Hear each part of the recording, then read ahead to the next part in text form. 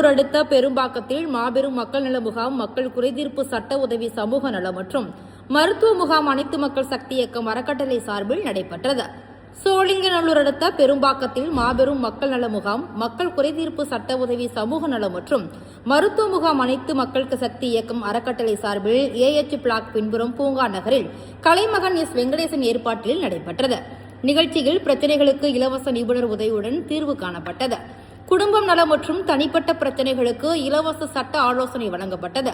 முழு உடல் பரிசோதனை முகாம் நடத்தப்பட்டு அரசு நலத்திட்டங்கள், நலத்திட்ட உதவிகள் பற்றி பொதுமக்களுக்கு விழிப்புணர்வு ஏற்படுத்தப்பட்டு இந்நிகழ்வில் சிறப்பு அழைப்பாளர்களாக மாவட்ட நீதிபதி இளங்கோவன், நீதிபதி ஹரிதாஸ் உள்ளிட்டோர் கலந்து கொண்டு சட்ட ஆலோசனை மற்றும் பொதுமக்கள் பெறக்கூடிய உரிமைகளை கூறி விழிப்புணர்வு ஏற்படுத்தினர். இந்த ஒரு 5-6 வருஷமாவே நாங்க முடிஞ்ச வரைக்கும் முயற்சி பண்ணிட்டு இருக்கோம். தாலுகா ஆபீஸ்ல மனு கொடுத்துருக்கோம், இங்க கோட்டையிலையும் மனு கொடுத்துருக்குறோம். இங்க எல்லாத்துக்கிட்டையும் சொல்லி இதை எங்களுக்கு குறைச்சி எப்படியும் கொடுத்துருவாங்கன்னு இங்க உள்ள மக்கள் 184 குடும்பமும் நம்புதுங்க. அதனால வேண்டி நாங்க இதை கொடுக்கலாம். ரொம்ப பொருளாதாரத்துல பின்தங்கியவங்க தானே இங்க இருக்கவங்க, எல்லாம் வீட்டு வேலைக்கு போறவங்க, குழந்தைகளை படிக்க வச்சு குடும்ப செலவு அதில் தான் பண்றாங்க.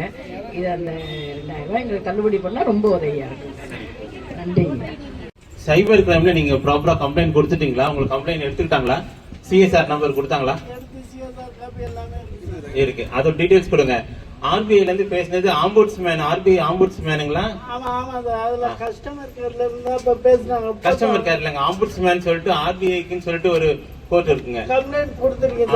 அதோட டீடைல்ஸ் கொடுங்க. அது எந்த ரீசனுக்காக க்ளோஸ் பண்ணிருக்காங்கன்னு சொல்லிட்டு நாங்க பாக்குறோம். அப்படி இல்லைன்னா நம்ம கோர்ட்டுக்கு போறதுனாலும் கோர்ட்டுக்கு போலாங்க. ஆனா அது கோர்ட்டுக்கு போய் அவ்வளவு சீக்கிரம் இல்லைங்க. நம்ம இந்த ப்ராசஸ் மூலமாவே சீக்கிரம் பண்ணிடலாம். எனக்கு சைபர் கிரைம்ல கொடுத்த கம்ப்ளைண்ட் கொடுங்க.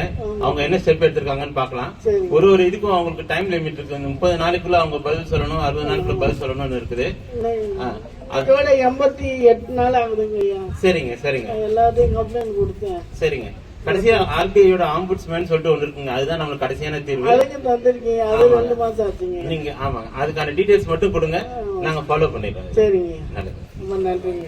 இந்த நிகழ்ச்சியை உருவாக்கி தந்தவர்களுக்கு வணக்கம். இந்த பொதுமக்கள் அனைவருக்கும் வணக்கம். அங்கே லைட் ஹவுஸ் ப்ராஜெக்ட் 5ஆம் பிளாக்ல இருந்து வர்றேன்.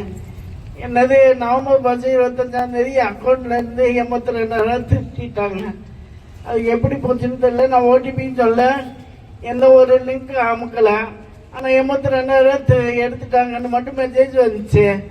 அதை உடனே நான் பேங்க்கு தெரிவிச்சு உடனே சைபருக்கு கம்ப்ளைண்ட்டும் கொடுத்துட்டேன். ஆனால் இது வரைக்கும் 85 நாளைக்கு மேலே ஆச்சு. இது வரைக்கும் எந்த ரெஸ்பான்ஸ் இல்லை. நானும் கலெக்டர் முதற்கொண்டு, கமிஷனர் முதற்கொண்டு எல்லாத்தையும் கம்ப்ளைண்ட் கொடுத்துட்டேன். CM செல்லுக்கு எல்லாத்துக்கும் அனுப்பிச்சிட்டேன். யாருமே எதுவுமே கண்டுக்க மாட்டேங்கிறாங்க. என்னால் இந்த காலில் வெரிகோஸ் பெயின் நோய் இருக்கிறதுனால 1.5 லட்ச ரூபாய் ஆப்ரேஷன் செலவாகுண்டாங்க.